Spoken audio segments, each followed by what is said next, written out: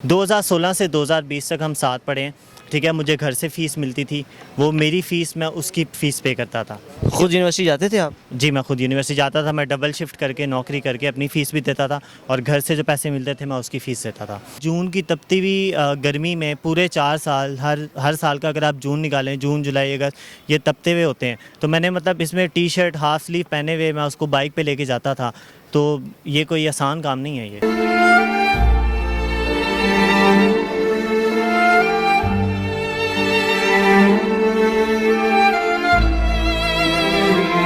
कि तुम जो आए ज़िंदगी में बात बन गई, इश्क मज़हब, इश्क मेरी ज़ात बन गई। मेरा पाकिस्तान की वीडियोस को देखने के लिए चैनल को सब्सक्राइब कीजिए और बेल आइकन को क्लिक करना मत भूलिए ताकि आपको हमारी तमाम आने वाली वीडियोस बआसानी मिल सकें। बिस्मिल्लाहिर्रहमानिर्रहीम, अस्सलाम वालेकुम नाज़रीन, आप देख रहे हैं मेरा पाकिस्तान और मैं हूं आपका होस्ट हारिस भट्टी। मेरे साथ मौजूद है नुमान नौजवान और हाथ में इनके फ्लैक्स है जिस पे लिखा हुआ है वेटिंग फॉर माई परी।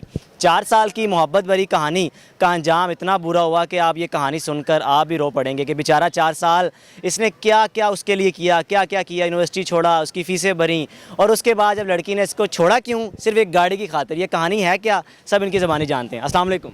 वालेकुम सलाम। नुमान कैसे हो? बस ठीक नहीं हूँ। अच्छा, अब आप बताता चलूँ कि नुमान तकरीबन 2-3 रोज़ से लिबर्टी के अराउंड अबाउट खड़े हुए हैं और उसी के इंतज़ार में हैं कि जो वादे और वफ़ादारी हैं उन्होंने मेरे साथ करने का वादा किया था कि मैं आपके साथ निभाऊंगी, शादी करूंगी, निकाह करूंगी, वो तमाम वादे वफ़ा कुछ भी ना निभाया और बेचारे को सड़क पर लाकर छोड़ दिया।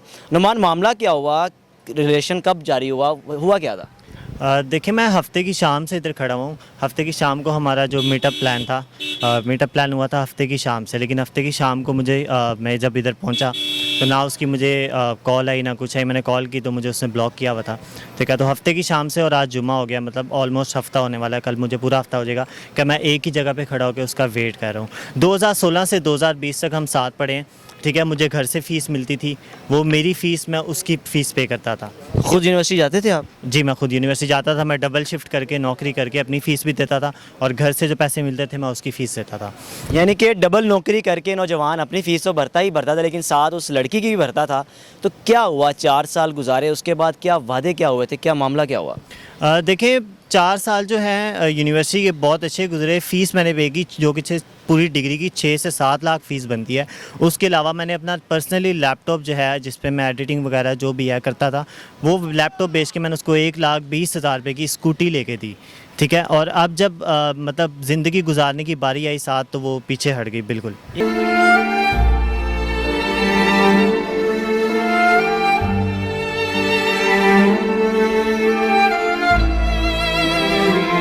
एक हफ्ता के बाद आपने बताया कि उसने आपको ब्लॉक किया, तो आपको पता कब चला कि उनकी शादी हो रही है, उनका रिश्ता हो रहा है कहीं पे? देखिए, जब मीटअप प्लान हुआ था हफ़्ते की शाम का हुआ था और हफ़्ते की शाम से उसने मुझे ब्लॉक किया हुआ था, तो अगले दिन उसी दिन मैंने उसकी जो कज़न है उसको मैसेज कर दिया था कि जब तक वो नहीं आएगी मैं इधर से नहीं जाऊँगा, मैं इधर ही बैठा हूँ, उसको मेरा मैसेज कन्वे कर दो। तो इस बात की कंफर्मेशन आपको हो गई कि उनकी शादी हो गई है? जी, शादी हुई नहीं, शादी होने वाली है। यानी कि बात पक्की हो गई है? जी, बात पक्की हो गई है। तो क्या वजह क्या है यार, आपने 7-8 लाख रुपया उस पर खर्च इस तरह भी कर दिया, 1.5 लाख की स्कूटी भी ले दी, तो लड़की को मेरे ख्याल ये चीज़ें बहुत हैं यार, इससे बढ़ के क्या चाहिए? बस क्या कह सकते हैं, अब मेरे ख्याल से उसके पेरेंट्स का मसला है। वो पेरेंट्स हैं, उन्होंने शुरू से ही मुझे कबूल नहीं किया। हालांकि मेरे जो पेरेंट्स हैं मैंने उससे मुलाकात करवाई। उन्होंने आपको कबूल नहीं किया लेकिन आप उनको कबूल करने के लिए शायद ये चीज़ें कर रहे थे, उसको यूनिवर्सिटी लेके आना जाना, कि शायद उनके जो वालिदैन हैं वो मान जाएँ। जी जी, देखें ना आप, जून की तपती हुई गर्मी में पूरे 4 साल हर साल का अगर आप जून निकालें, जून, जुलाई, अगस्त, ये तपते हुए होते हैं। तो मैंने मतलब इसमें टी-शर्ट, हाफ स्लीव पहने हुए मैं उसको बाइक पे लेके जाता था। तो ये कोई आसान काम नहीं है ये। तो अब आपको पता है कि जिनके साथ उनकी शादी हो रही है वो लड़का क्या करता है, ठीक ठाक है, गाड़ी शाड़ी, तो उसके साथ पक्की बात होगी? जी बिल्कुल, जिसके साथ वो उसकी शादी हो रही है अनफॉर्चुनेटली वो मेरा बेस्ट फ्रेंड है।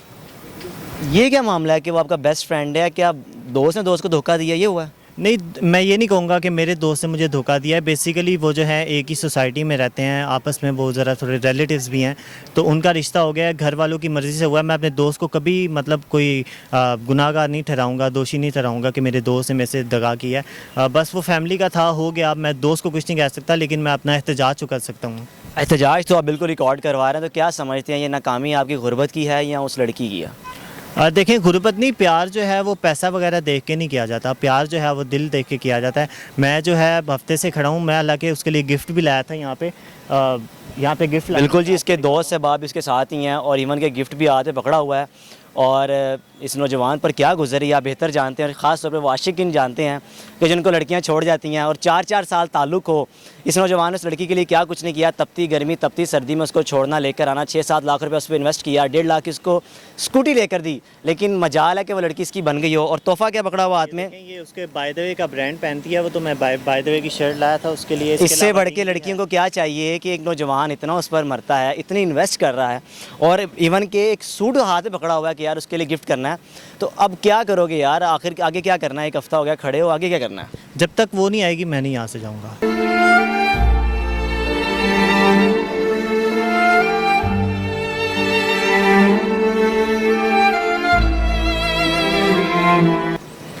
ये मेरा एहतजाज है। जब तक आपने घर वालों को बताया हुआ है कि मैं इसलिए बाहर खड़ा हूँ, घर वालों को सारी बात पता है? जी घर वालों से मेरी बात हुई है, मेरे भाई से भी हुई है, अम्मी कल मिल के भी गई हैं इधर आके स्टॉप पे, तो वो घर वालों का कोई मसला नहीं है। घर वालों को भी बताया हुआ है, तो यार क्या हुआ था? मतलब कि शर्मिंदगी होती है कि यार उसने मेरे साथ ये किया है। उस लड़की का आपने अपनी फैमिली में सबके आगे रखा हुआ था कि भाई फलानी से प्यार करता तो इससे शादी करनी है। जी मैंने काफ़ी लोगों से अपनी फैमिली के उससे मिलवाया हुआ था। अब जो है मेरा एक किस्म का मजाक बन के रह गया है।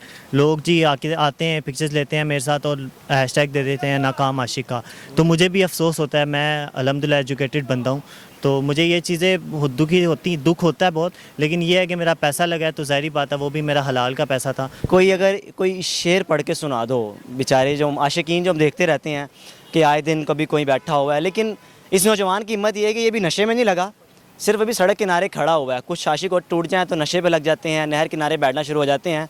कोई शेर उसको अगर आप कहना चाहो तो कर सकते हो नज़र उसकी। जी शेर जो है वो जब आई थी ज़िंदगी में, तो मेरी ज़िंदगी में, तब मैंने उसको शेर सुनाया था। उसके बाद मैंने शेर पढ़ना ही छोड़ दिया कि तुम जो आए ज़िंदगी में बात बन गई, इश्क मज़हब इश्क मेरी ज़ात बन गई। ओए होए होए, तुम जो आए मेरी ज़िंदगी में तो बात बन गई, इश्क मज़हब इश्क मेरी ज़ात बन गई। नौजवान की कहानी आपने जानी। लिबर्टी 1 हफ़्ते से खड़ा हुआ है और अभी तक इनका मुतालबा ये है कि उस लड़की को वापस आना चाहिए। ये नौजवान बेहतर जानता है कि उस पर 4 साल किस तरह इन्वेस्ट किए, उसको खिलाया पिलाया, स्कूल यूनिवर्सिटी की फ़ीसेस भरी, लेकिन वो लड़की इसकी नहीं बनी। मैं समझता हूँ कि इससे बढ़ के बेवफाई की मिसाल आपको कहीं नहीं मिलेगी। देखते रहिए मेरा पाकिस्तान। अल्लाह हाफ़िज़।